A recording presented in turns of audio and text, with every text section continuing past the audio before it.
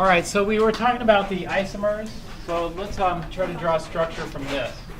So we got a carbon, carbon, and then oxygens also can link like this. It could be a bridging or a terminal. We'll just try bridging for right now. And then the hydrogens we'll just fill in here. So we'll put in 1, 2, 3, 4, 5, and then we'll bridge this to a hydrogen here. And so how many electrons have we taken care of? 2, 4, 6, 8, 10, 12, 14, 16 electrons. So that gives us 4 electrons left over. It looks like oxygen we need to complete the octet for. And so that's 18, 20. That's 20 electrons here. And so one of the ways I kind of drew this is I knew this kind of basic structure here. This is a 2 carbon. This is an alcohol. In organic chemistry, when we have a COH, that's an alcohol. And this alcohol is called ethanol. And so that molecular formula over there can give us this structure, ethanol. Do we have octets? This carbon's good, this carbon's good, this oxygen's good, and then the hydrogens all have a duet. Are there any formal charges?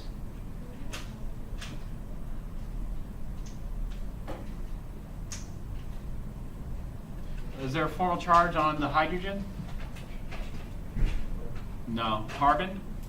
No. There are no formal charges on anything. And so this structure looks good. But is this the only structure we could draw? No, because carbons can bridge like this, oxygens can bridge too. So maybe what we can do is we can do a carbon, oxygen, carbon link. If we do a carbon, oxygen, carbon link, then we'll fill in the rest with hydrogens here, like this. So how many more hydrogens do I need? One more. 1, 2, 3, 4, 5, 6. How does this look? Well, let's check the electron count. Check the electron count. 2, 4, 6, 8, 10, 12, 14, 16, 18, 20. There we go. Now, does everything have an octet? Everything has an octet, so that looks good. Does this structure look good to you? Or does it look like there's some odd bonding species? Well, let's take a look at the formal charge. What's the formal charge on this hydrogen here? The carbon here?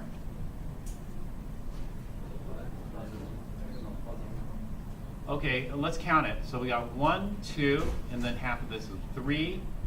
Half of this is 4, half of this is 5. So we got 5 electrons on this carbon. How many did it contribute? 4, so that means it's negative. An extra electron is an extra negative charge, so it's -1. This oxygen is, well, let's count how many electrons on this oxygen. 1, 2, 3, 4, because we take half of those bonding ones. It has 4 in the structure. How many did it contribute? 6, so +2. So this oxygen comes out +2. And then this carbon is the same as this carbon, which would come out negative, and these hydrogens are 0. So if we add up the formal charges, minus, +2, minus, it comes out 0. So we don't need brackets if it's neutral. So it's neutral. Does this structure look as good as that structure? No, because essentially what happened is this. This oxygen lost an electron to this carbon. So in other words, this carbon took an electron from the oxygen, and this carbon took an electron from that oxygen. Do you think that's going to happen? No, it's the opposite's more likely to happen, because oxygen is more or less electronegative. It's more electronegative. And so this structure doesn't look good at all. And so let's eliminate this structure here. Looks pretty bad. But I know that does oxygen like to form 4 bonds like this? No. How many bonds does oxygen like to form? 2 bonds. And so really, maybe what I should have done is a structure like this. Let's do it here.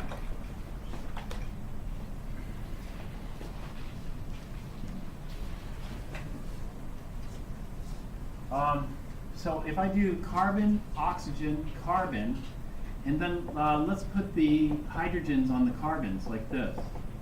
is carbon likes to form 4 bonds, and so that works out. So oxygen has 2 bonds, carbon has 4 bonds, that's looking pretty good.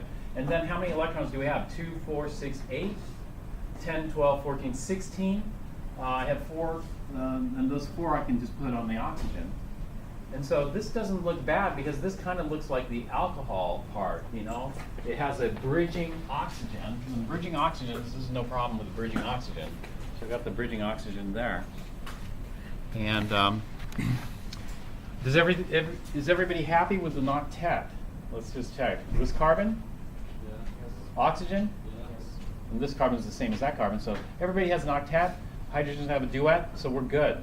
Any formal charges? Any weird formal charges here? No. No, all the formal charges are 0. And so this structure is good. This structure exists. This is called dimethyl ether. Dimethyl ether. Dimethyl ether has totally different properties. So let's say you went to the chemical store. You went to the chemical store and you asked, hey, give me a bottle of C2H6O, thinking you're getting ethanol, but you know what? They might just hand you a bottle of dimethyl ether. And then you go home to mix your drinks, and you're mixing it with dimethyl ether. Is it going to taste the same? No. In fact, you know, dimethyl ethers, you don't want to drink this stuff. It will probably end up killing you. And so the properties are totally different, even though the composition is the same. The structure is totally different. And dimethyl ethers in organic chemistry have a COC link. So if I see a COC link, that's an ether. Alcohols have a COH link. This is an alcohol here.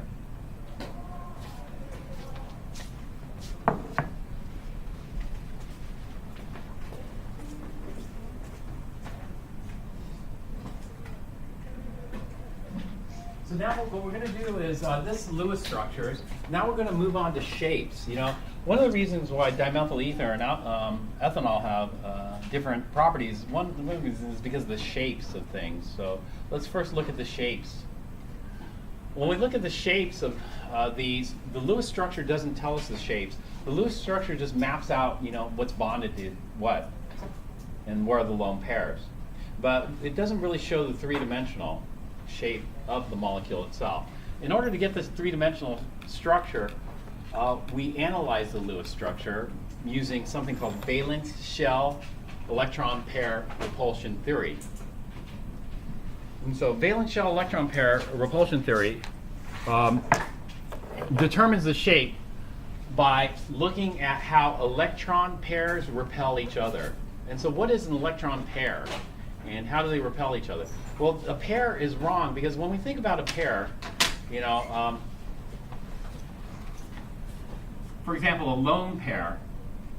And so a lone pair would be like that. That's one lone pair. This would be 2 lone pairs, right? But what if we had a bond, like a single bond? A single bond like this would be 1 pair of electrons, right? Well, if we had a double bond, how many pairs of electrons in a double bond? 2 pairs of electrons. But in valence shell electron pair repulsion theory, that would be considered 1 pair. And that's very confusing. How can 2 pair be called 1 pair? And so, rather than calling it this VSPER, valence shell electron pair repulsion theory, let's call it VSGER. VSGER would be groups. And so, we don't split a double bond into 2 single bonds. A double bond is just taken as 1 group. And so this would be 1 group. A lone pair would be 1 group. And another lone pair would be 1 group. And so we take those together.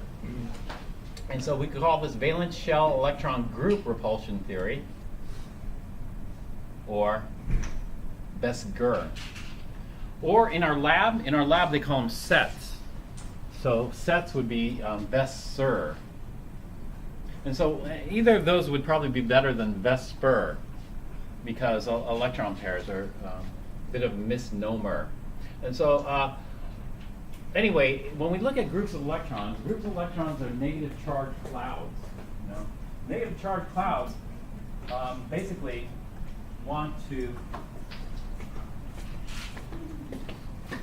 stay far apart from each other as possible. So if we have two groups of electrons, two electron clouds, so this could be a double bond cloud, or it could be a single bond cloud, or it could be a lone pair cloud. This is a cloud of electron density.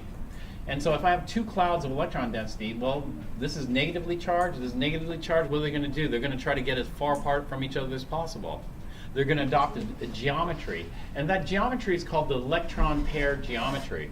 If I look at the electron pair geometry, or the electron group geometry, or the electron set geometry, I'd see it's linear, because the angle that we're going to get to maximize the distance between the two groups is going to be 180 degrees. So that's linear, 180 degrees. What if I have three groups of electrons?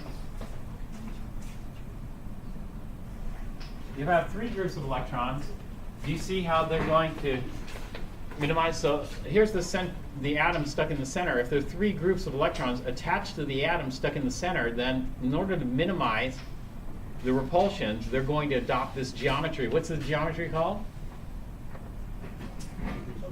Trigonal planar. And the angles between the groups will be 120 degrees. Now, if I put a fourth group of electrons here, I'll put the fourth group on top that's going to push these three groups down. You know what that shape is? So if I throw a fourth group on there, then we'll want to adopt this shape. This shape is called geometry. We want to adopt this geometry to minimize the repulsions.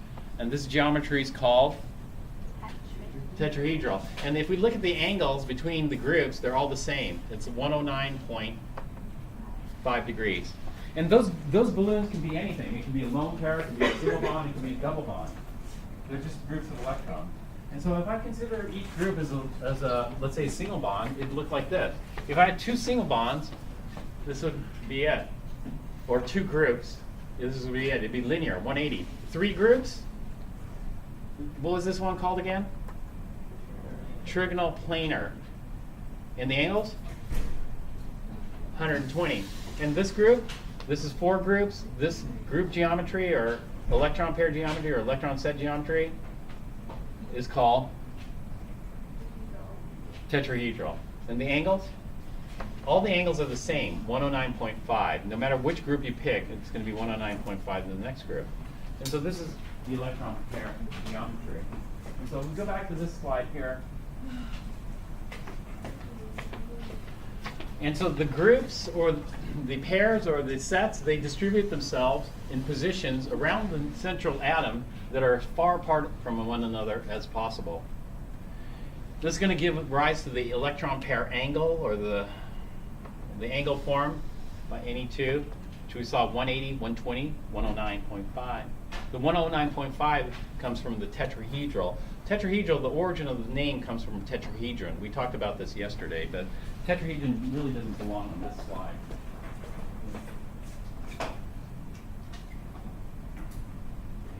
So let's see all the possible scenarios.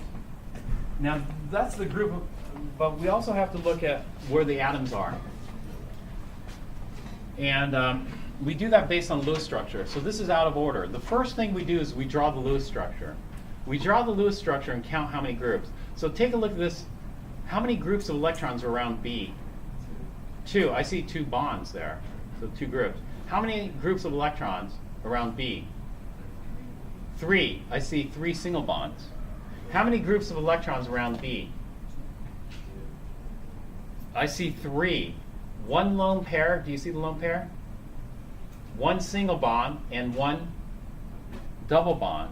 That's three. I can't split. Can I split apart the lone pair into two singles? No, I have to take them as a group. Can I split the double bond into two single bonds? No, I have to take that as a double bond. Otherwise, I'd have to call it two single bonds and not one double bond. Right? So I can't split it. And so this is going to be three groups: a double bond group, a single bond group, and a lone pair group. Three groups. How many groups of electrons around B? Four. Four single bonds. How many groups of electrons around B? Four.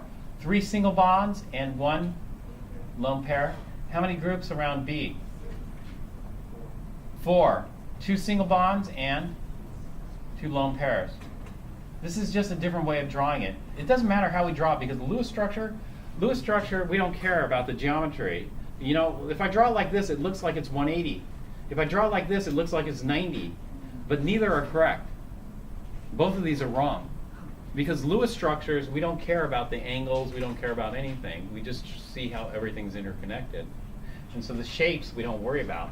Okay, so the sequence goes like this. First, draw the Lewis structures and determine how many groups. The number of groups is going to tell you the electron pair geometry.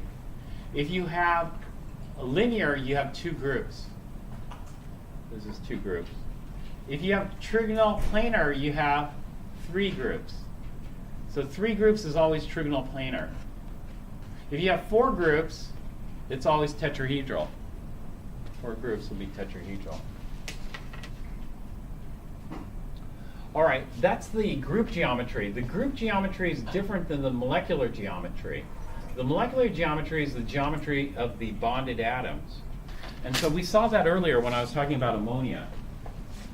Do you remember?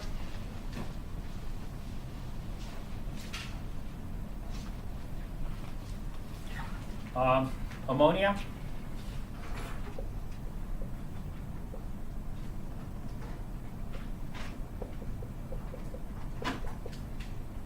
There's drawings like this for ammonia. You remember that? Now, this has how many groups around nitrogen? 4. Lone pair and 3 single bonds. That means it's tetrahedral. It's a tetrahedral group geometry, but the molecular geometry is just the geometry of the atoms. And if we just look at the geometry of the atoms, what is the geometry of the atoms? We call it trigonal pyramidal. Trigonal pyramidal. How about amide? Do you recall amide? Amide's going to look like this.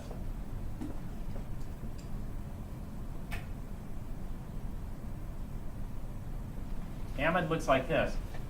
When I look at amide, how many groups of electrons around nitrogen? They're going to be 4. It's hard to see, but there's 2 single bonds and 2 lone pairs. One lone pair I drew dash, the other lone pair I drew solid. You see that? So 4 groups all together. Or we could circle them like balloons. And so one balloon would be this single bond. This would be another balloon. This would be another balloon. This would be another balloon. So we got 4 balloons. 4 balloons are going to be tetrahedral. But when we look at the molecular geometry, we don't look at the electrons. We just look at the atoms. When we look at just the atoms, then the molecular geometry is going to be something different.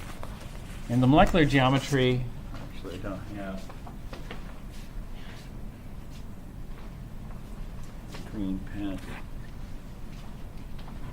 Molecular geometry is going to look like this. You recall what that was? What they called this kind of shape? The shape was V-shaped or bent. And so the molecular geometry is just looking at the angles. And so this is what we're getting at. If we have a linear electron pair geometry, EPG, then we're going to have a linear MG. You can see that in the first line there. Now, if we have a trigonal planar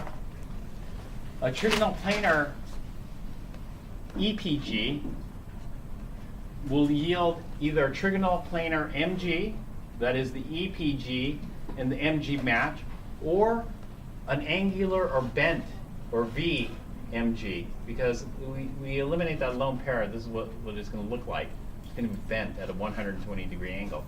When we have tetrahedral EPGs, we have 3 possible structures. We could have tetrahedral MG like this. This would be like methane or ammonium. We could have a trigonal pyramidal MG, which would be like ammonia here. Or we could have a bent or angular MG, which would be like water here. Water would have 2 lone pairs and 2 bonds.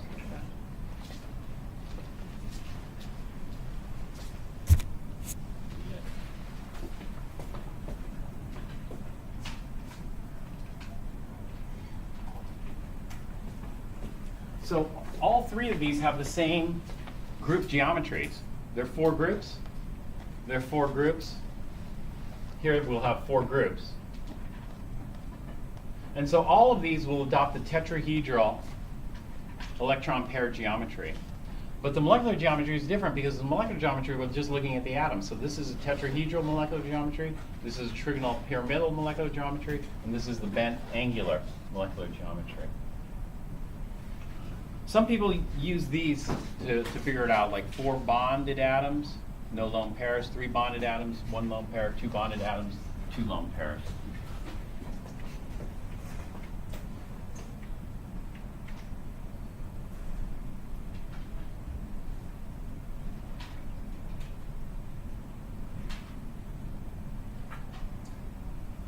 Okay, so what we're going to do is we're going to switch over to the lab now.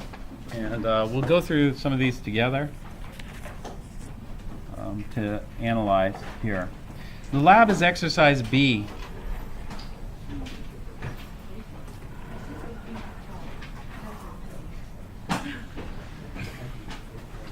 We're going to build the models and then try to draw these as well. Okay, ammonia is the first one. We did ammonia before. Ammonia, as you recall, had 8 valence electrons. 8 electrons. And we built a structure like this for ammonia. This is the Lewis structure.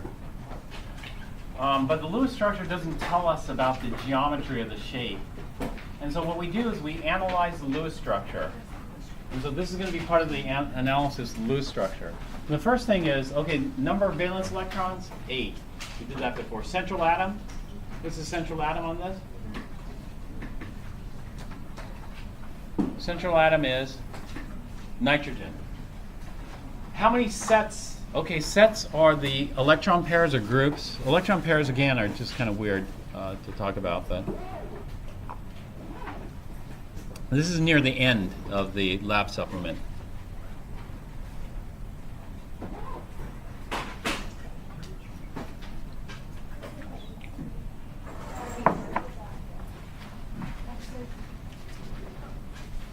So how many sets? There are 4 sets. Here, maybe I'll fill this out with you guys here.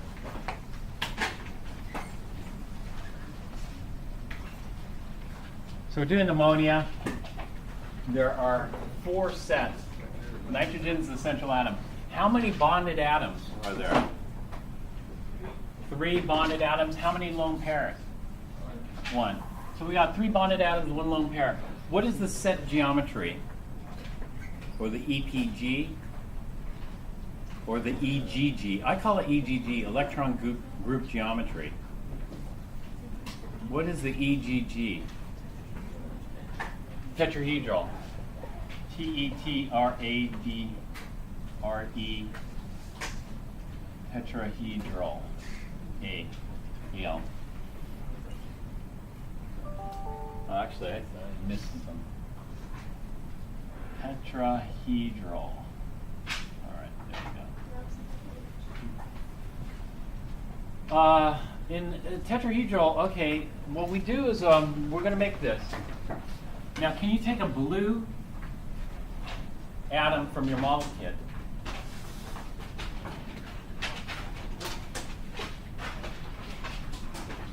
You take a blue one from your model kit, which is nitrogen.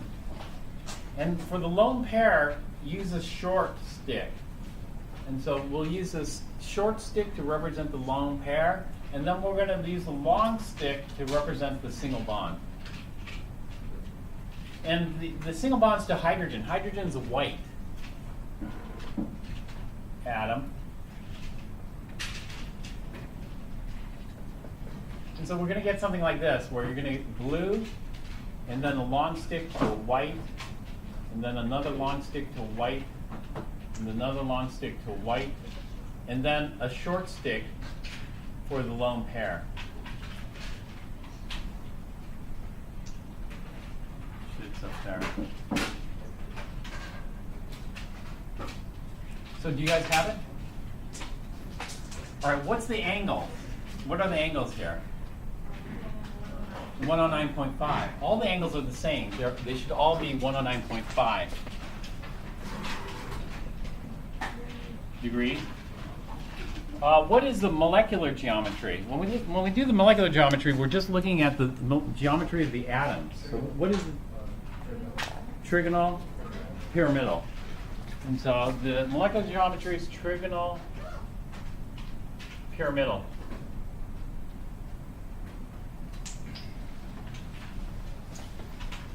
All right, so this is the Lewis structure. The Lewis structure doesn't show. I mean, if you look at the Lewis structure, that looks like 180. Is the bond angle 180? Or this looks like 90. Is the bond angle 90? No. The bond angle is actually 109.5. And so this would be the molecular, what is it called? Molecular geometry drawing. This is the molecular geometry drawing. We call it wedge dash drawing. The wedge shows it coming out. Can you orient it so that the lone pair and this bond to the right are in the plane of the board? And that means one hydrogen sticks out, the other hydrogen sticks in. Do you see it with the model? Yeah? That's what we're drawing here. Okay, now, this. What do they mean, bond angle, less than, greater than, or about ideal? This is what they mean by that.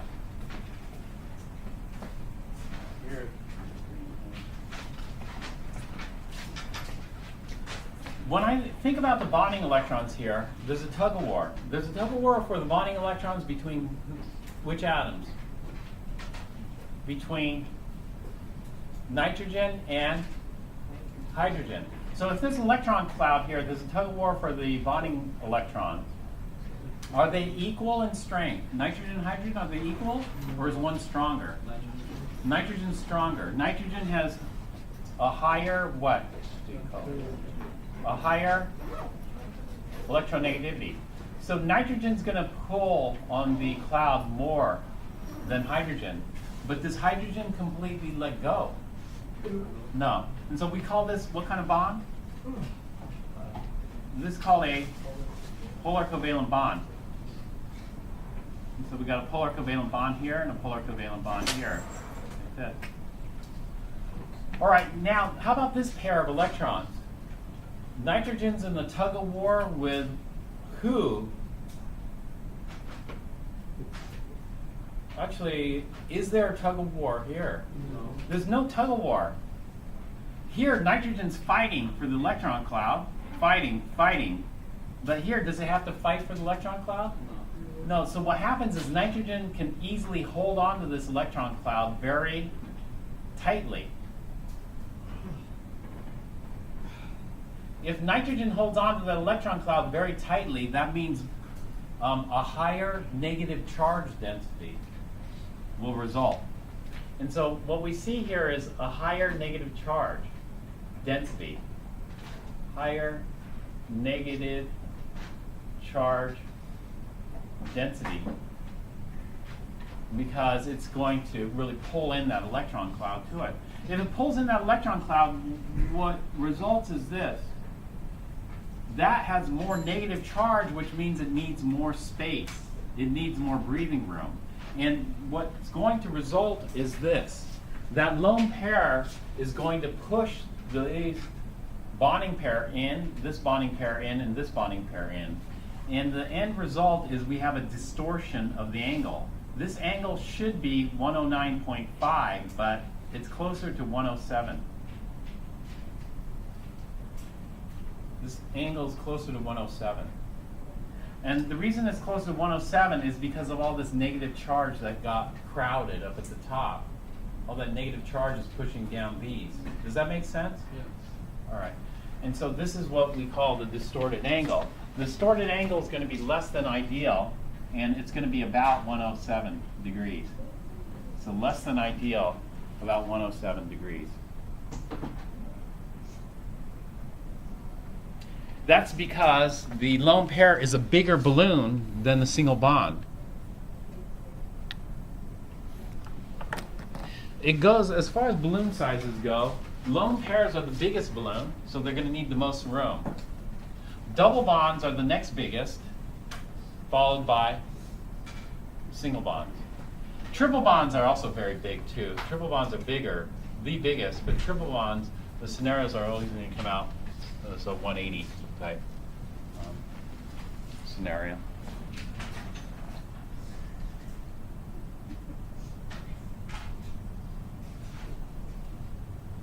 Okay, are we good with that one? Let's move on to the next one.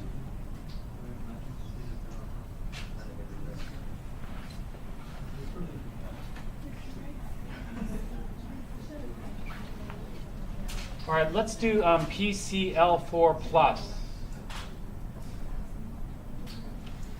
Tetrachlorophosphonium ion. A number of valence electrons. Okay, phosphorus, how many valence electrons?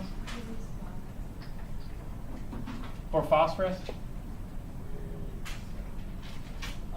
5. And then we have 4 chlorines. Each chlorine has 7. And then we have a +1 charge. +1 charge means take away or add? Take away. So 5, 28, 33, 32. 32 electrons total. So number of valence electrons, 32. What do you think goes in the center? Phosphorus. And so let's go ahead and do the Lewis structure for this first. Lewis structure is going to be He, and then we'll just put in the chlorines, 4 of them. And so how many electrons does that take care of? 2, 4, 6, 8. And so let's complete the octets to the terminals. 10, 12, 14, 16, 18, 20, 22, 24, 26, 28, 30, 32. So I've used up all 32 electrons here.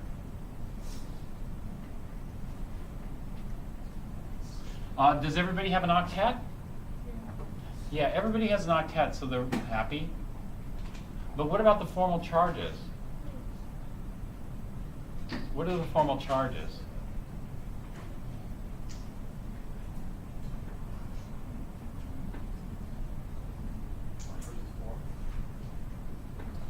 This chlorine has 2, 4, 6, 7, 0.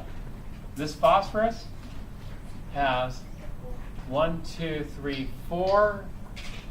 It gave 5, so it lost 1. Therefore, it's +1. If we add up the formal charges, we'll get the net charge. The net charge is going to be +1. It can't be helped. We have to have a charge, otherwise it's not an ion. This is an ion. And that charge is on the phosphorus here.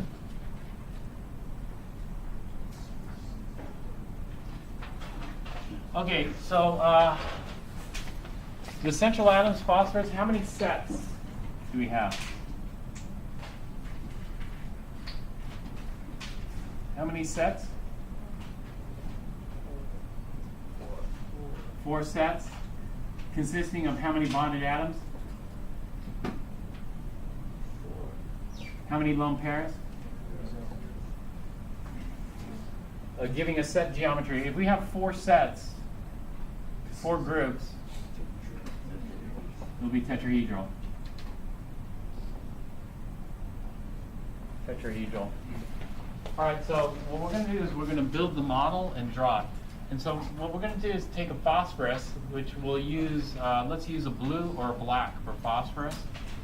And then one of the chlorines we're going to put in the plane like this.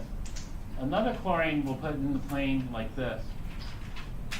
So what we want to do is we want to orient the molecule that you build such that the ClPCl lies flat in the page.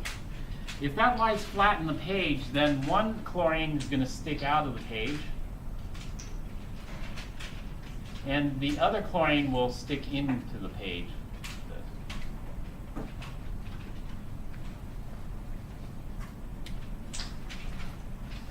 The brackets on this? Yeah.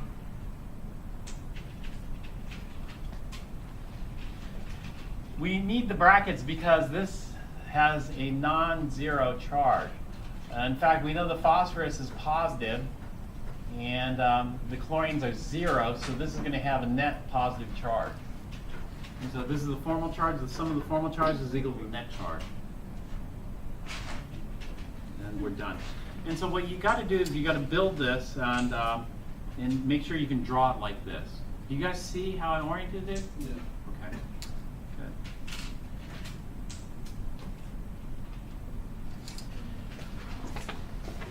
What's the ideal angle in tetrahedral? 109.5. Agreed. When I look at this, all these balloons are the same. It's a single bond balloon, single bond balloon, single bond balloon, single bond balloon. So it's not distorted at all. All the balloons are the same. We only have a limited number of balloon sizes. We have the single bond balloon, the double bond balloon, the lone pair balloon, and the triple bond balloon. We also have radicals, but we're not going to talk much about that. And so the molecular geometry is going to be tetrahedral. And the angle will be about 109.5. In fact, it should be equal to. There should be nothing distorting it from ideal. So equal to 109.5. All right, are we good with tetrachlorophosphoniumide? Yeah. Okay, let's go to the next one.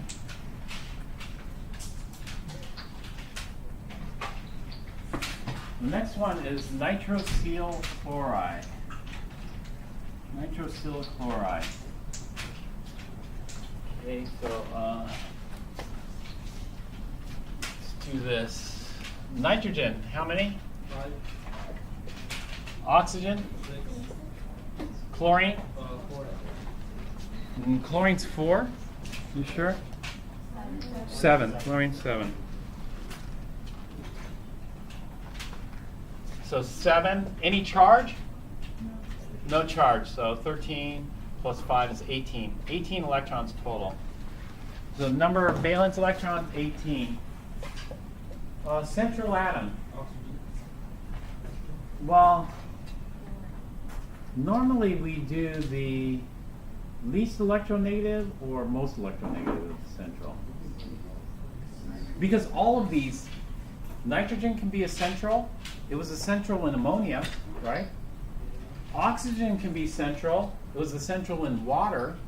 And chlorine can be central too. Do you know what chlorine's central in? Like, for example, this ion. This is ClO3 minus. You know ClO3 minus, what this is called?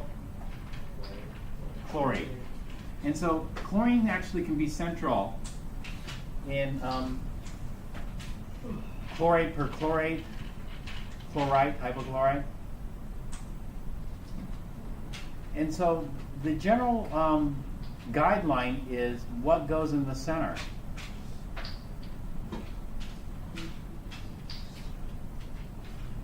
It looks like oxygen goes in the center because of the formula, doesn't it? Oxygen should go in the center because of the formula. But you can't always trust the formula. Would it be oxygen because it needs more electrons? Well, oxygen's fine going in the center because it just can form a bridge, you know, bridging oxygen. So there's no problem with putting oxygen in the center. But let's say you didn't know. What's the general guideline? I'm not going to call it a rule because there are too many violations. What's the general guideline? You will usually have 8. The general guideline is you put what in the center? The least electronegative or the most electronegative in the center? Not the most. The least. The least electronegative atom goes in the center. So out of those three, which one's the least electronegative?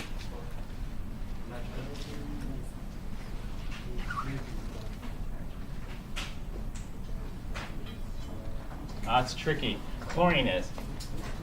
It's weird, but chlorine is. Nitrogen, oxygen, fluorine are 3 most. But does chlorine like to form more than one bond? No. Whereas nitrogen likes to form more than one bond. So let's put nitrogen in the center. Okay. All right, so the point of this is it doesn't matter how they write the formula. They may or may not write it in the way it's actually bonded. And so normally what we'll do is we could try putting oxygen in the center. But normally I would have put nitrogen in the center. So let's put nitrogen in the center here.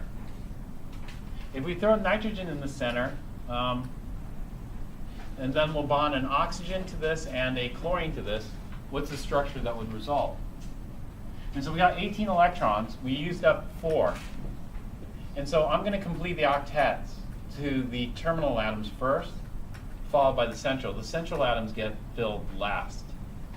And so filling the terminal atoms, which one should I feed first, oxygen or chlorine? I should do oxygen first. Why should I do oxygen first? Because it's more electronegative. And so I'm going to do oxygen first. It's going to have a stronger pull for electrons. Okay, now I'm done with oxygen. Then I'm going to do chlorine. And once I'm done with chlorine, then I'll do nitrogen. So does that look good? Does everybody have an octet? Yeah, octet, octet, octet.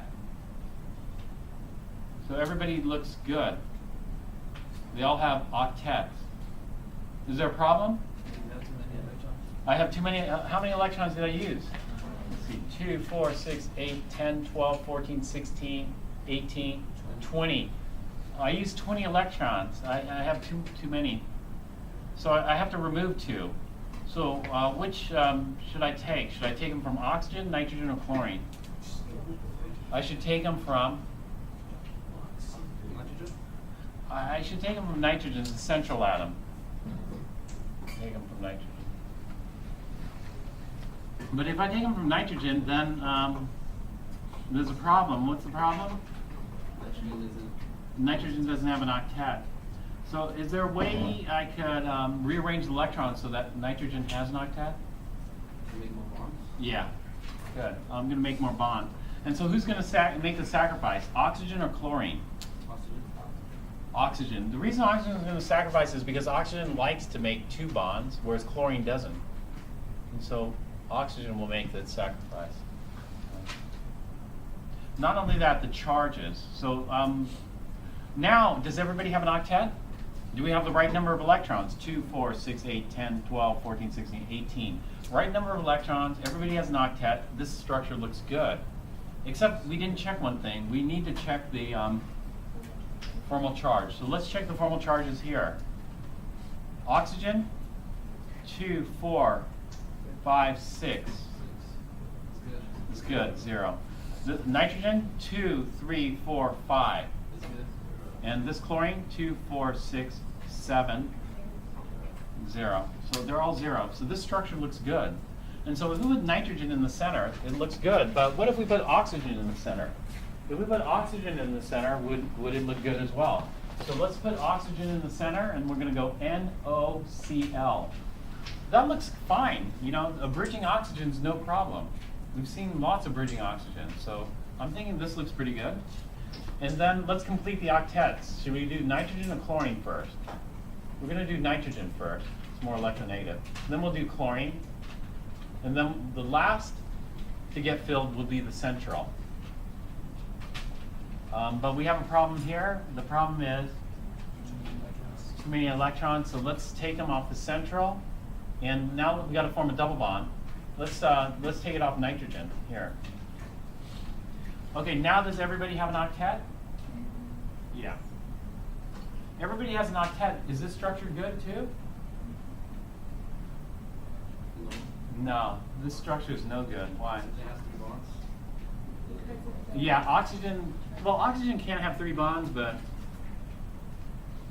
it'd be charged. Nitrogen likes to have 3 bonds, but nitrogen only has 2 bonds.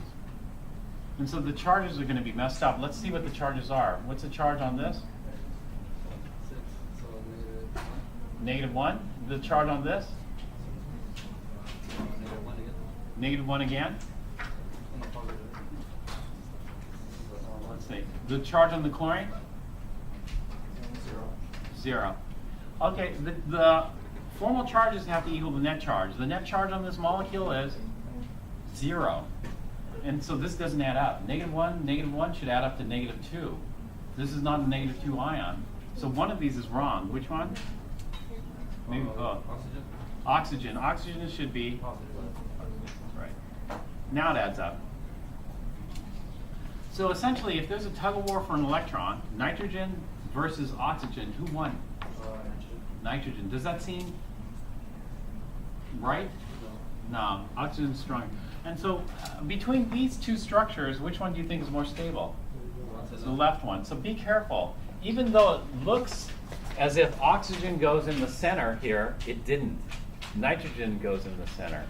And so that's because there's no, there's no law, there's no penalty for writing it wrong. They should have written it ONCl instead of NOCl. But since there was no fine, no penalty, then people don't care. Maybe. I don't know. But it just means we have to be careful. And so the central atom in this case will be nitrogen. How many sets of electrons around nitrogen? 2. 2 is wrong. 4 is wrong. 3 is correct. How many bonded? 2. 2. We can't split the double bond. And we can't forget about the lone pair. And then 1 lone pair. So 2 bonded atoms, 1 lone pair, which means the geometry will be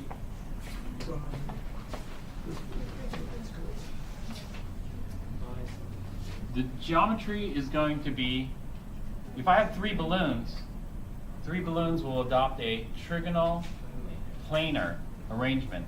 Now the trigonal planar is going to be the brown atom.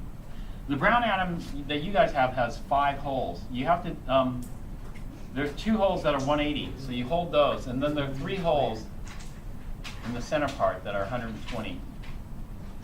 And so you don't use the 2 holes that are 180 apart from each other.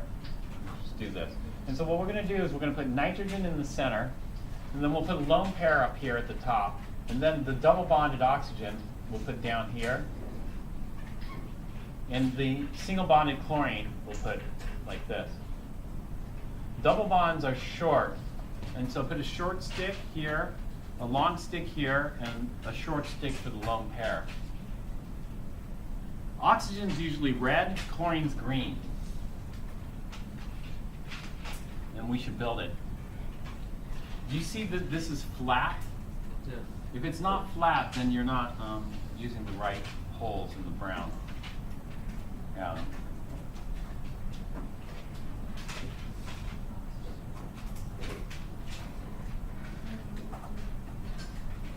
So this has a trigonal planar arrangement of sets or groups.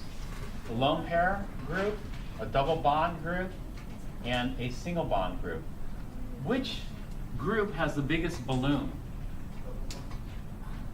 It actually turns out the lone pair is bigger than even the double bond. And so the lone pair has the biggest balloon here. It's going to take up the most space. The double bond's not that much smaller, just a little bit. And the smallest balloon will be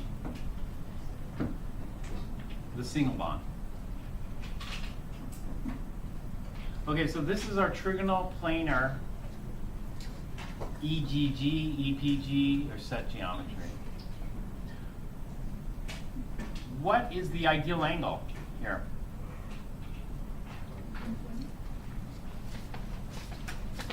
And so our set geometry is trigonal planar. And the ideal bond angle in trigonal planar is 120 degrees. The molecular geometry is just the geometry of the bonded atoms. So when we look at just the atoms, and not the lone pair, what is the shape of the atoms? What do you call this shape here? Bent.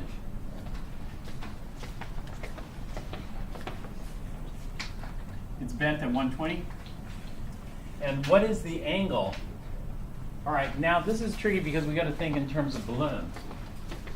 So if we have this big one here, it's going to push these two in, right?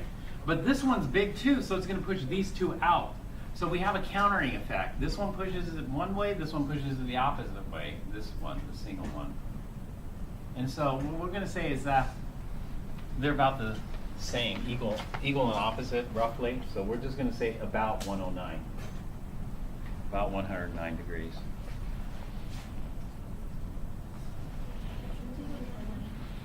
Oh, no, not 109, thanks. 120, about 120 degrees. Be it.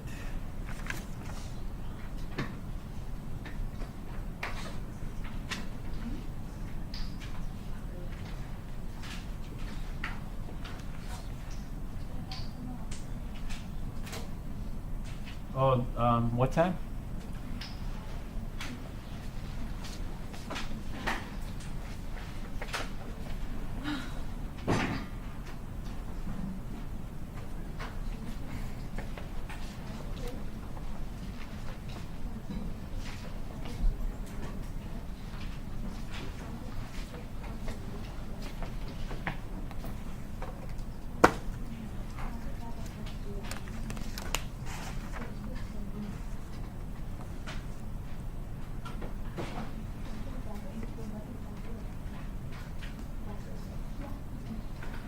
Okay, the next molecule we're going to do is CH3OH. This one they're being generous with because they're giving us the condensed structural formula.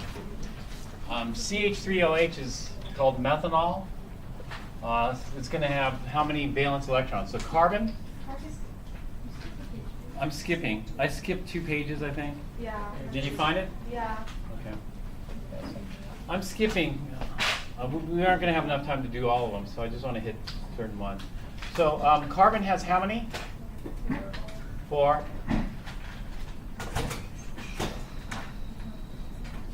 How many hydrogens total? We have 4 hydrogens total. 4 hydrogens. It'll be 4 times 1. Then we have 1 oxygen, which is going to be 6. Is there any charge? No. So we're going to have 14 electrons altogether. All right, now let's, what should we put in the center?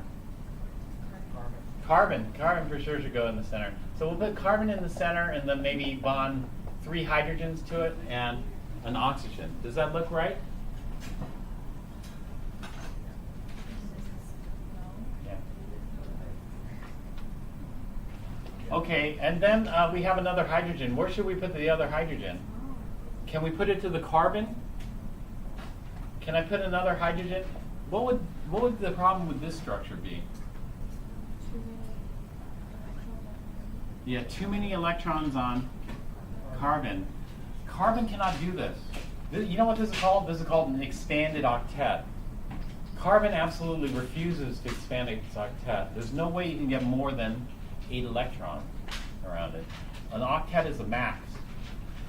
Carbon refuses, nitrogen refuses, oxygen refuses, fluorine refuses. All those will refuse to expand the octet. However, some atoms might agree to expand the octet, but those won't. And so where does that last hydrogen go? On oxygen. This will be a bridging oxygen.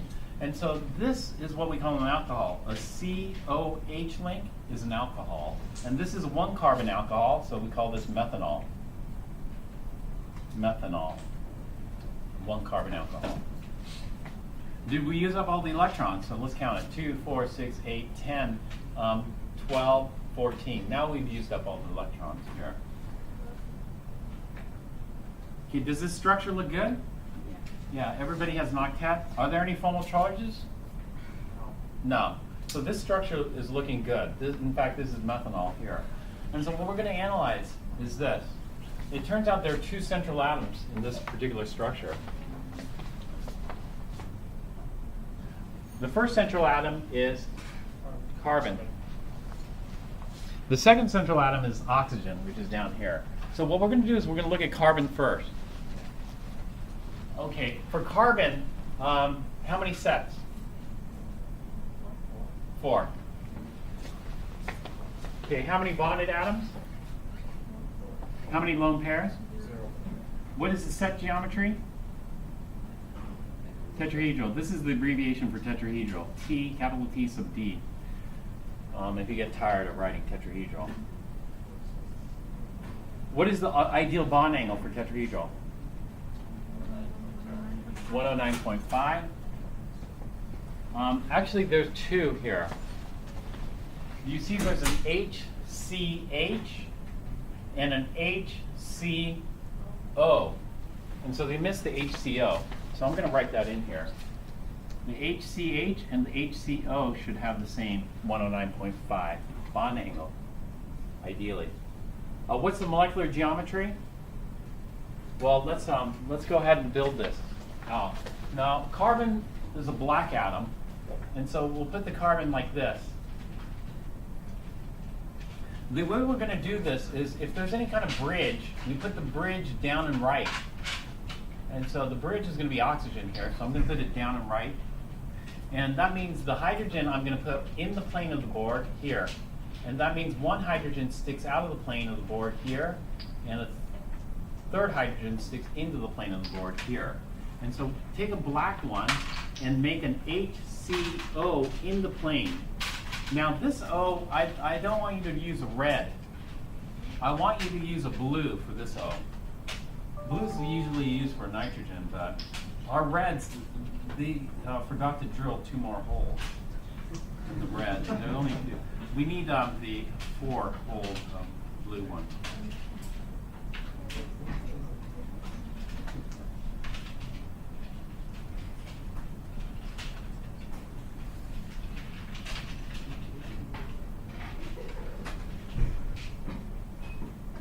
So when we look at this, do you see the set geometry is going to be tetrahedral? What's the geometry of the bonded atoms?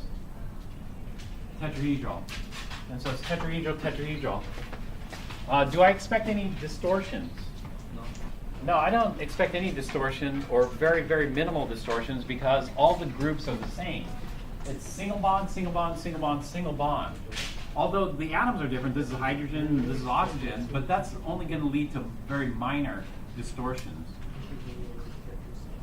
And so we just classify all these the same, so it's going to be about 109. So let's just say about 109 degrees, or 109.5 degrees, if you want to be more precise.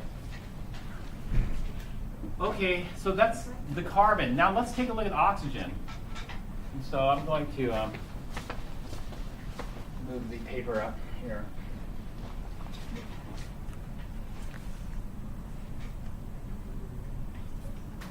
Central atom oxygen. How many sets around oxygen?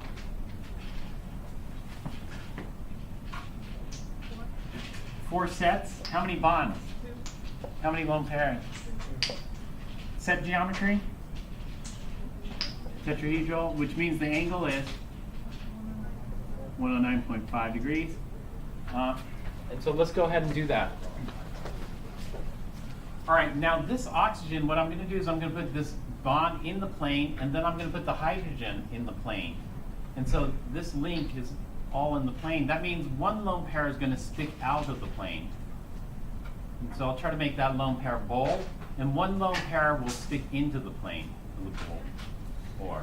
And so make this a blue. One lone pair make a short stick, the other lone pair make a short stick. And what you're going to do is you're going to twist the hydrogen until these are all flat in the plane. In reality, you know what happens with this hydrogen? In reality, at room temperature, this hydrogen's spinning around like a airplane propeller. It just spins around. And so what we're going to do is we're going to twist it and then stop it in this, what we call conformation. And the reason we're going to do that is because when we do drawings, we want to make sure as many atoms as possible are in the plane of the page. And so now we have 4 atoms in the plane, the H, C, O, H. And that means 2 atoms aren't. This atom's going to stick out, this atom's going to stick in. And the 2 lone pairs aren't in the plane. This lone pair is going to stick out, this lone pair sticks in. Do you guys see this? Can you draw this, and do you see it in your model?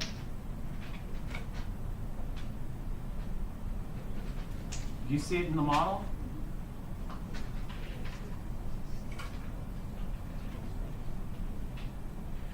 Yeah?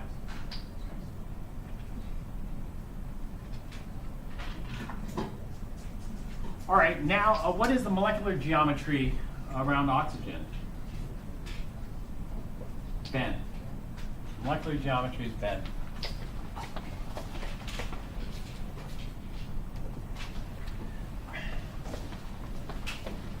Okay, lone pair balloon is big, and so this lone pair is going to try to push these smaller balloons in. And so one lone pair pushes these in, the other lone pair from the other side pushes it in. So you got two lone pairs on both sides pushing the bond in. And so what happens is, this is just a general guideline. It's not a rule, but one lone pair is going to distort it about 2 degrees. Two lone pairs will distort it about 4 degrees. And so if we have a 4-degree compression of this angle, we go from 109 to 105. And so the COH angle, is about 105 degrees. Just guessing, about 105 degrees. Should be 109, but we got those two lone pairs that are distorting it.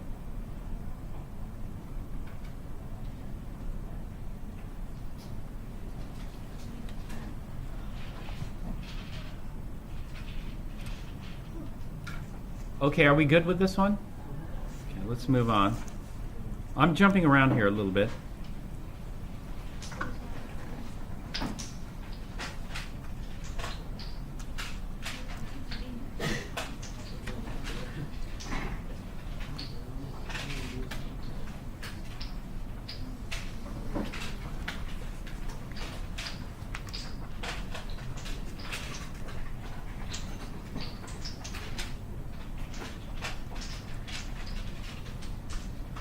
We'll go to the last page here.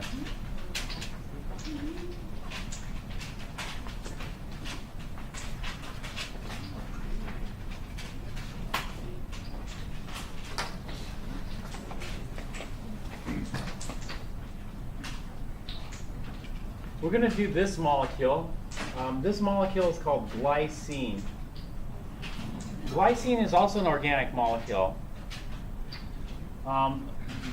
Organic chemistry is the chemistry of carbon. Since carbon has such a wide variety of ways that it can bond, and it doesn't mind bonding to each other, then there's a huge number of carbon containing compounds. And so this is why it's separated into a separate class.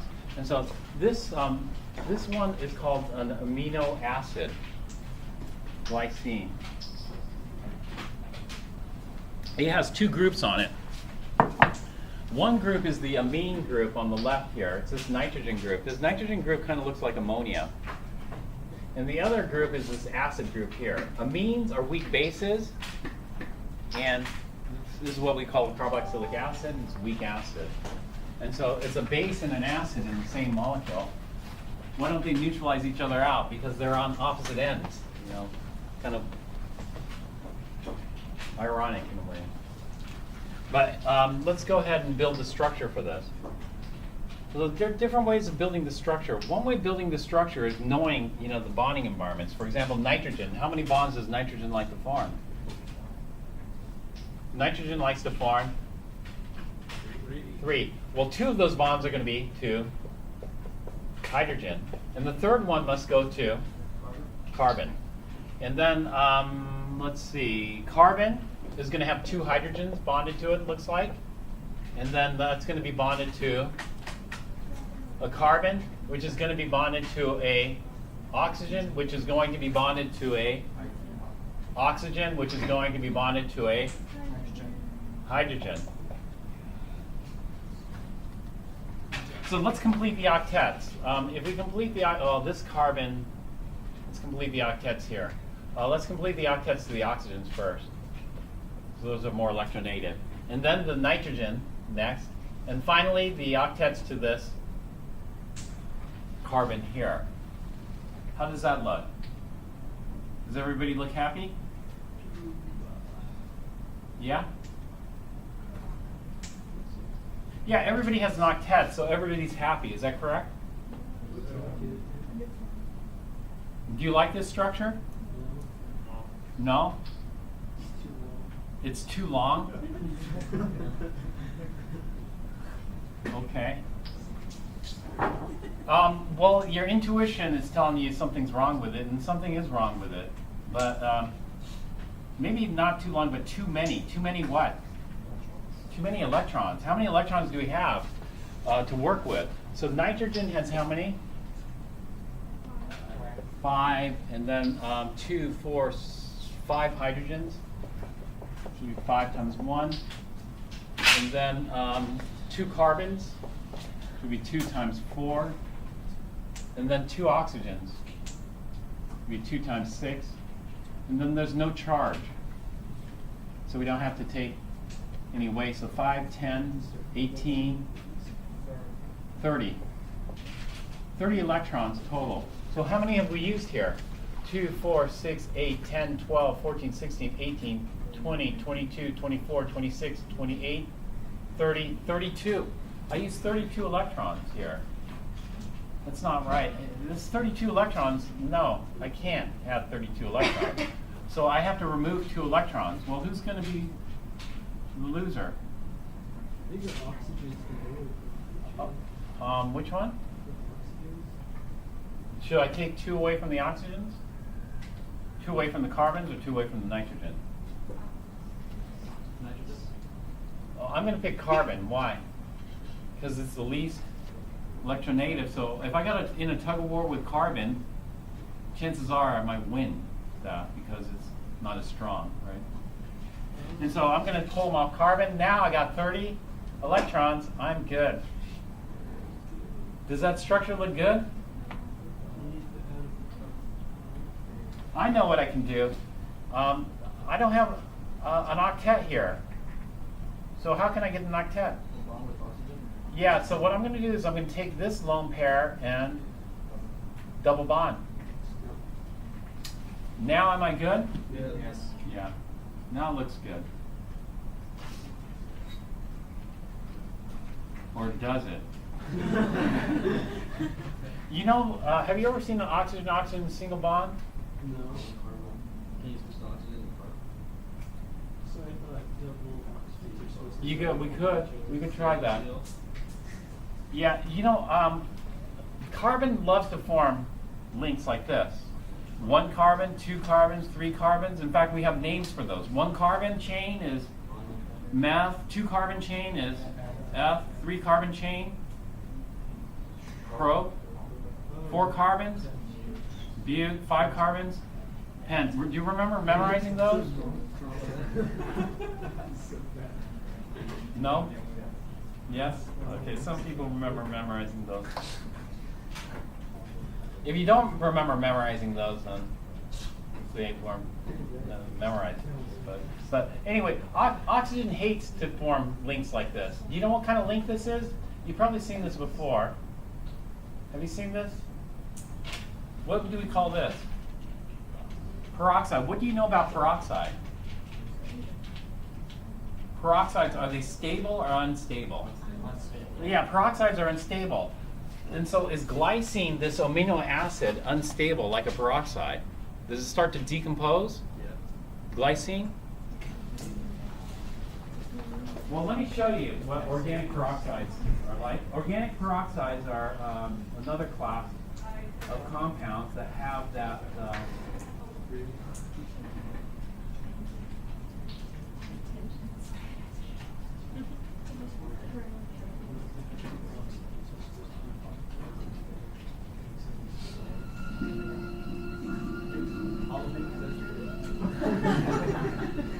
is the Halloween music. You actually can't see it, can you?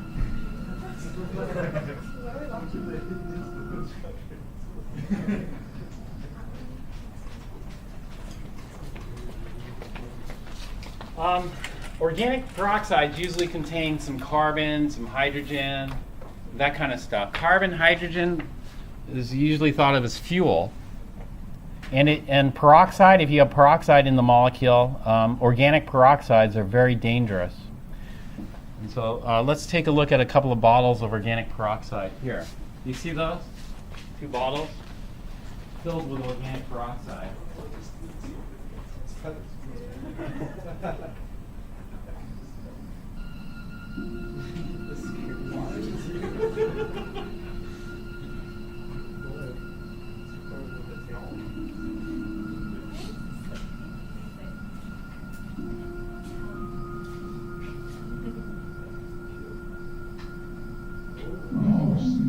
Containers of one kind of organic peroxide polymerization initiator, a peroxydicarbonate.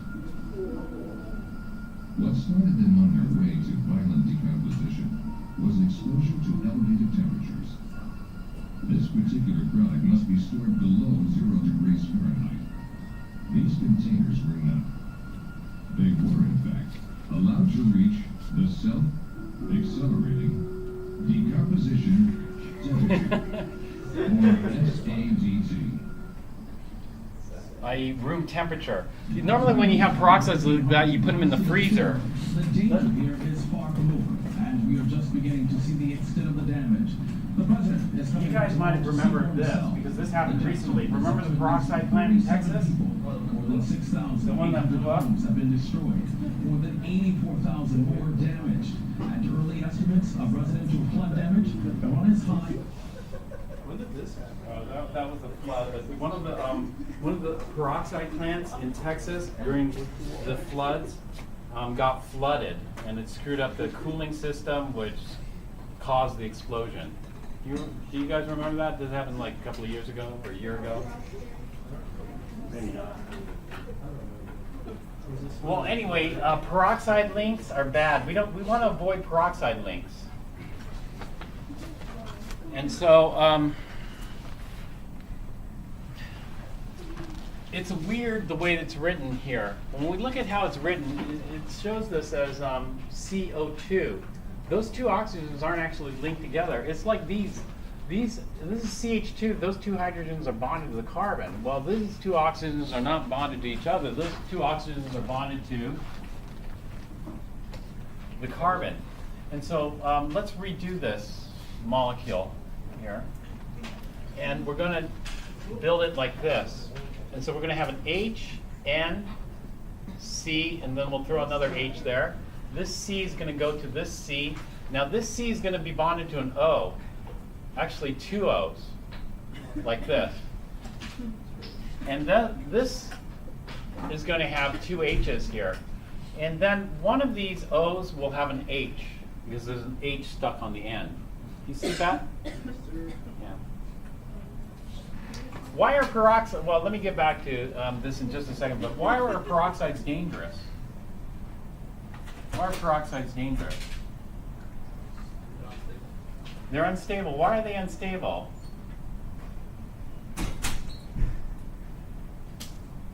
They're unstable because peroxides are powerful. What? Peroxides are powerful or strong.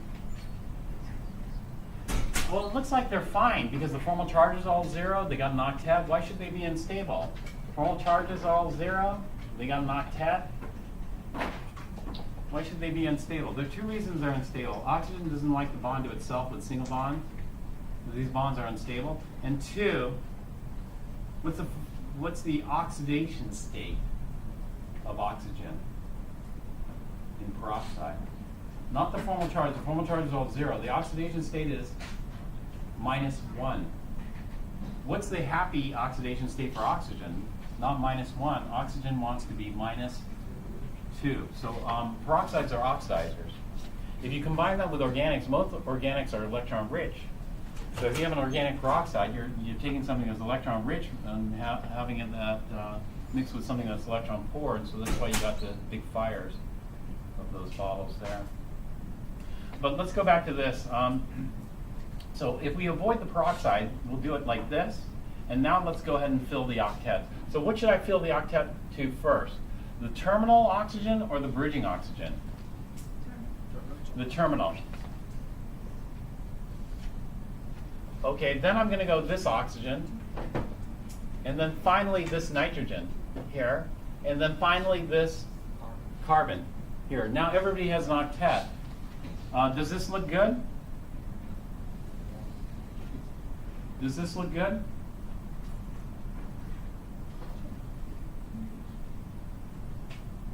No. What's wrong with this structure?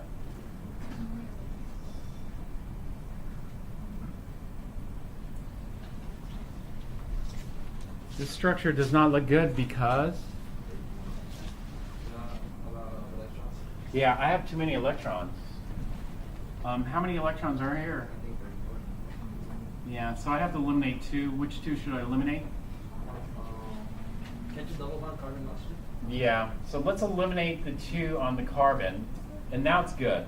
But what happens is now I don't have an octet on carbon, but that's okay because oxygen is willing to sacrifice a lone pair into a bonding pair so that carbon can have an octet. And so what I'm going to do is I'm going to erase one of these here and make this a double bond like that.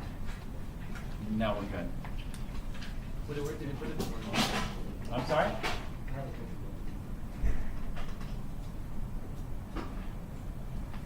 Okay, so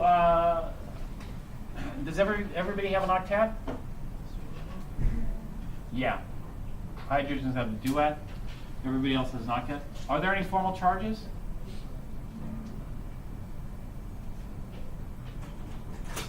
No. No formal charges. This structure looks good. Now, let's take a look at the structure.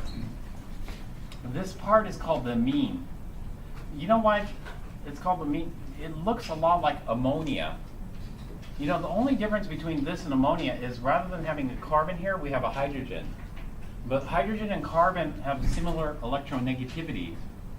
And so this is a weak base. Over here, this looks like an alcohol, but this is not an alcohol. What's the difference between an alcohol and that? What's the difference between an alcohol and this?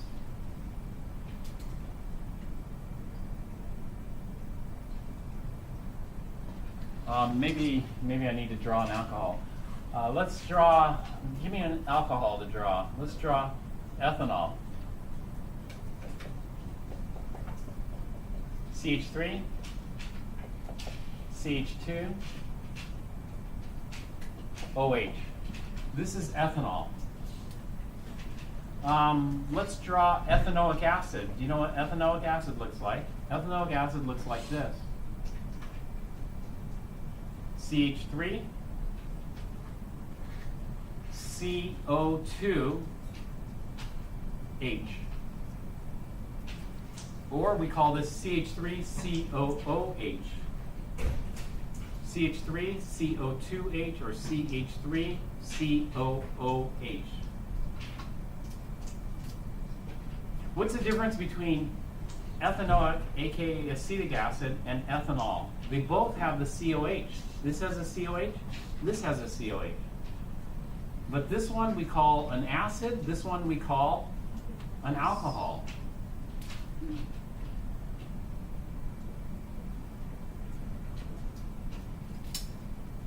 Why is one COH an acid and the other COH an alcohol? Because the carbon is bonded to oxygen. Yeah, it's because of this double bonded oxygen here. Do you see that? Yeah. And so what difference does that make? It makes carbon later. Well, you know, all the octets are filled. Are there any formal charges in either of these? No, the bottom one, there's no formal charges. And so if we look at formal charge in an octet, it really doesn't tell us much. And so here, what we might do is we might try to do oxidation state. Maybe oxidation state. It might tell us some additional information, it might not. Tell me what the oxidation state of this carbon is here.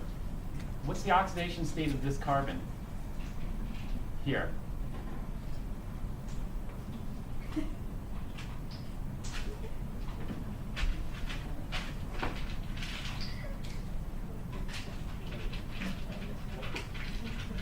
-4? No. Let me try again.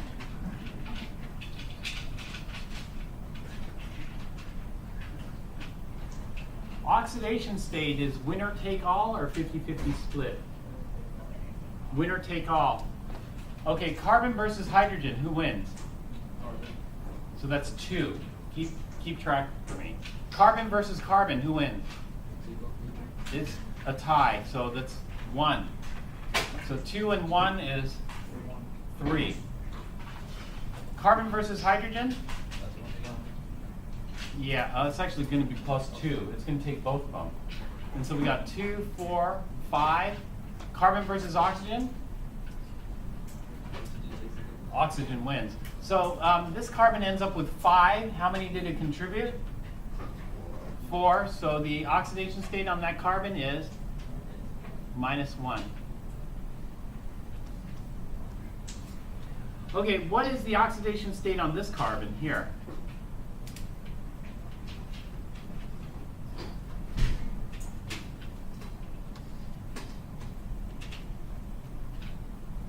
Okay, let's do it again. Carbon versus carbon? It's a tie. So there's 1 electron. Carbon versus oxygen? Oxygen wins. Carbon versus oxygen? So it ends up with 1 electron. How many did it contribute? 4. So it contributed 4, ends up with 1 electron. It gives it an oxidation state of +3. Now, what difference does that make? It makes a huge difference in electronegativity. What was electronegativity again? To pull the electron cloud towards itself. And so when we look at this one, which one is going to have a stronger pull? A carbon with a +3 or a carbon with a -1? A carbon with a +3. And so what that's going to do is this. A carbon with a +3 is going to suck the electron cloud away from oxygen. A carbon with a -1, is it going to suck the electron cloud away from oxygen? No. So as it sucks the electron cloud away from oxygen, oxygen becomes more and more electron poor, which in turn is going to make it suck the electron cloud away from hydrogen even more. Whereas this carbon's electron rich. This carbon's electron rich, so it doesn't really suck any electron density away. So oxygen's electron rich, so it doesn't really have to suck any electron density away from hydrogen. And so this is what results. If the electron cloud gets sucked away from hydrogen, then what results is a delta plus charge on the hydrogen. Over here, yes, a little bit, because oxygen is more electronegative, but it's a small delta plus. And so the difference is in this hydrogen. This hydrogen has a large positive charge. This hydrogen has a small positive charge. What is acid? Acid is H plus. Acid is H plus. Which of these 2 hydrogens is more acidic? Which one is closer to H plus? The bottom one. Meaning, well, if we think oxidation state, all of them are plus, but in terms of polarity, this one is much more positive. And so this one is what we call an acidic hydrogen. Here, this is acidic. Okay, what's the oxidation state on this carbon here?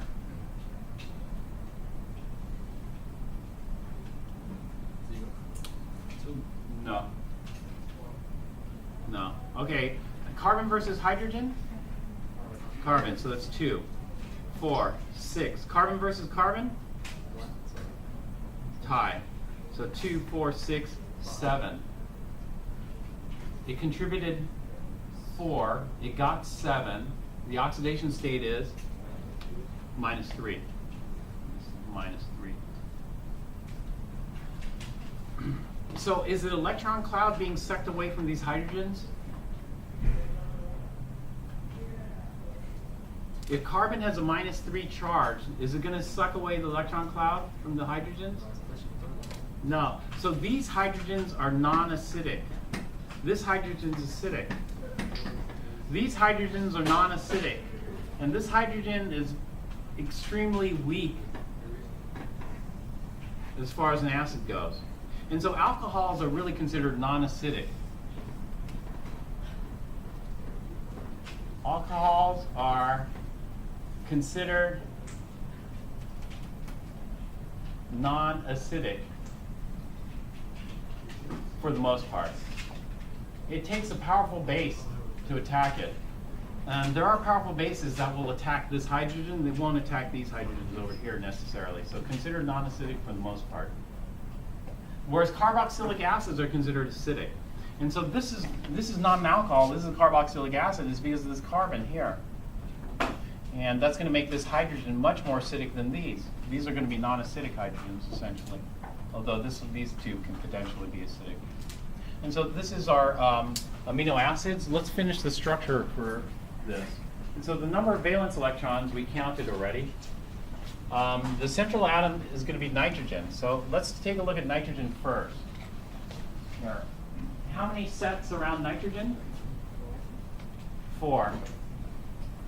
And so that means nitrogen will be, well, what are the sets? 3 bonds and lone pair, which means the set geometry is tetrahedral. And so this is the way we're going to draw it. We'll draw the nitrogen here, and then I'm going to put as many bonds in the plane. So I'll put this hydrogen here like this, and then I'm going to put the bridge down and to the right, and so the bridge is going to go to carbon here, this. And then I can put the lone pair coming out or lone pair going in. Which way do you want the lone pair? Maybe what we'll do is we'll put the second hydrogen going in and the lone pair coming out, like this. And so do you see that? Okay, so we can build this right now. Go ahead and build this. Here. What we're going to do is we're going to lay the hydrogen, nitrogen, and carbon flat, and then see what happens to the short stick, which is lone pair, and the long stick, which is the hydrogen here. What happens to those two? So can you build that and then just lay it in this orientation?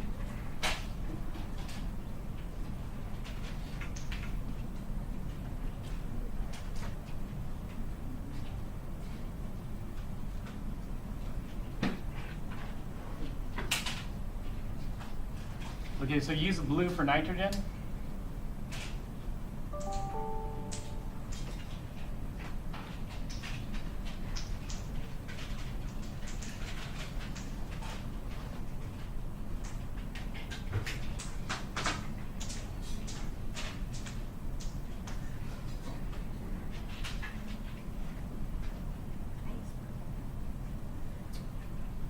All right, and then what is the ideal bond angle? 109.5. There are 2 of them here. There's the HNC, which they have written there, and there's one more. What's the other one that should be 109.5? HNH. So they missed that one. So it's 109.5. What's the molecular geometry? Trigonal pyramidal. And is there going to be a distortion to it? Yeah. The lone pair is going to push the other 3 bonds in and distort it by about how many degrees? One lone pair distorts it by about how many degrees? 2. And so we're going to guess it's going to be about 107 degrees. So we're good. All right, let's go on to carbon. Carbon, how many sets? 4 sets. And so we're going to draw it like this. In this case, I'm going to draw the bridge up and to the right, like this. Okay, so I'm going to keep this flat, and this is going to go to the carbon here. And that means one hydrogen is going to stick out like this, and the other hydrogen is going to stick in like this. And so what I want to do is I want to put the H, N, C, C all flat. and then see what happens to everything else.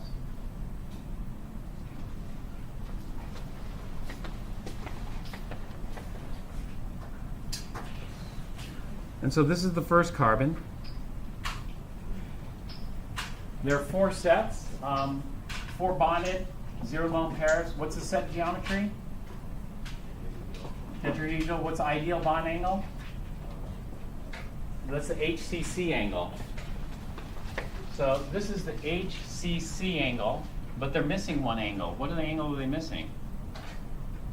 They're missing 2 of them. They're missing the NCC angle and the NCH angle.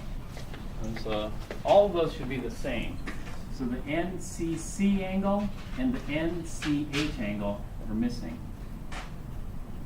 We'll add them in there. What's the molecular geometry of this? Tetrahedral. And what's the bond angle? All the bond angles should be the same because they're all single bonds. Although the atoms are different, they're all single bonds. So they're all single bonds that we expect minimal distortion, so the angle should be about what? 109. There shouldn't be any distortion, so we'll just go with 109 degrees or 109.5 degrees. Okay, let's move on to the second carbon here. The second carbon here, how many sets? 3 sets. 3 bonded atoms, no lone pairs. What's the set geometry? Trigonal planar. So for the trigonal planar, I'm going to lay just flat, and then I'm going to put the double bond up here to the oxygen, and then I'll put the single bond to the oxygen down here. So it's just going to be flat like this. So the H, N, C, C, and both these O's are going to be flat in the plane. So what you're going to do is you're going to twist it because there's free rotation around here. Everything's rotating, including the bonds. And so you'll just freeze it in this conformation. So looking at this, then, this would be the second carbon. C2. The second carbon is going to have 3 sets, 3 bonded, 0 lone pairs. The set geometry, what was it again? Trigonal planar. The ideal bond angle? 120. That's the OCO angle. OCO, they're missing. What are they missing? They're missing the CCO. So let's add that in here. CCO. Actually, there are 2 CCOs. There's CCO single, and then there's a CCO double. So we'll just add those in. The molecular geometry, trigonal planar, and the bond angle. Now what's going to happen is the double bond is going to be a bigger balloon. So the double bond being a bigger balloon is going to push these 2 balloons in. And so the angles are going to be a bit more tricky. This angle is going to be expanded because of the repulsions. So if that angle is expanded, then it's going to be expanded by about 2 degrees. And so that's going to bring this from 120 to about 122. This is just a guess. And the same thing with this angle here. This is going to be expanded to about 122 because of the double bond here, which means this angle is going to be compressed. This angle is going to be compressed to about 116. That way they all add up to 360. So 122, 122, 116. We'll just draw it on the structure here. Easier. All right, this oxygen on the top is also trigonal planar, so we'll just draw the lone pairs like this in the trigonal planar fashion. And then we come down to this oxygen. This oxygen here, how many sets? Okay, when we go to that oxygen, they're going to be 4 sets. How many bonds? How many lone pairs? Set geometry? Tetrahedral. Ideal bond angle? 109.5.